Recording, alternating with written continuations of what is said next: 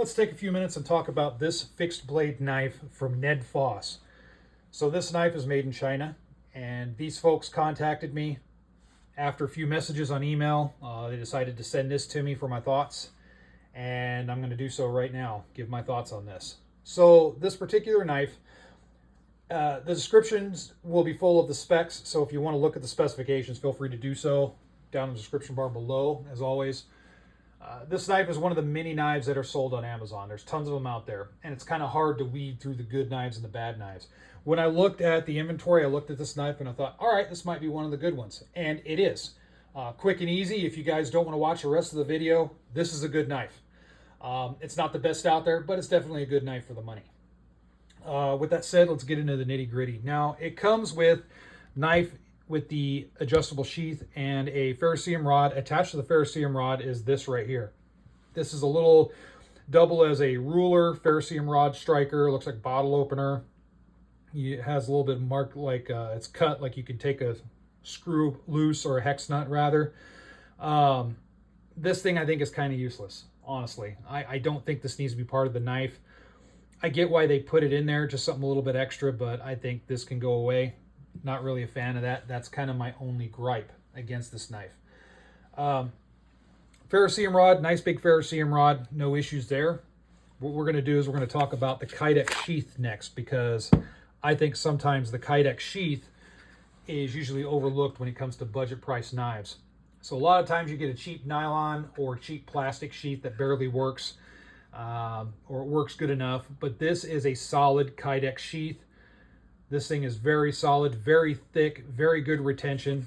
Has a solid attachment here that is adjustable. So if you wish to adjust, you can take these two out and adjust this. So if you want to change the carry between vertical to horizontal carry or canted or whatnot on your belt, you can do so. You can adjust the belt lengths right here. Very solid setup. I'm digging it.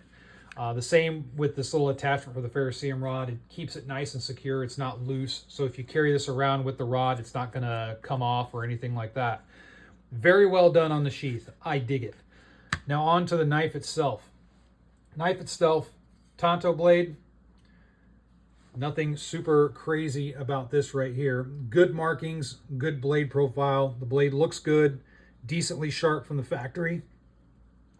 Tanto blade, some people can argue that's probably not the best profile for survival, but I dig it. I like the Tanto style, but there are different profiles on their website. So if that's not your jam, if you like drop point or something else like that, they have that.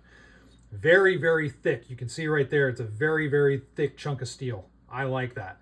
It adds to the weight. This is not a light knife. It definitely adds to the weight, but with that weight is added durability. And I think that's where this will shine a little bit better in the budget category. So you can use it as a self-defense, a fighting knife for sure, or you can use it as camping, outdoors, survival, all that good stuff. The jimping right here and here, very well done. They're not sharp, but they do provide very good traction. Right here, you have a provision to choke up in case you need to do finer tasks. This has a pretty decent guard on it with the grooves, so that way my hand won't be so prone to slippage. The grips on this, the stocks are decent. They're very well made. They're fat. I like that. They're very thick. They fit my hand very well. Gives me a good purchase on the knife. This knife, I think, is maybe meant for, you can conceal it, no problem, but I think it's meant for just more for form and function, not really concealability. On the back, it does have a lanyard loop. As you can see here, there's some cordage. It came from the factory like this. And then it has a little point here, which could lend itself to like breaking glass and stuff like that. A little pommel for whatever you need to strike. Very well done. I like the looks of this knife. It looks really sharp. I'm digging it. Again, there's a lot of different profiles. The knife itself and the Kydex, very well done. I really like it.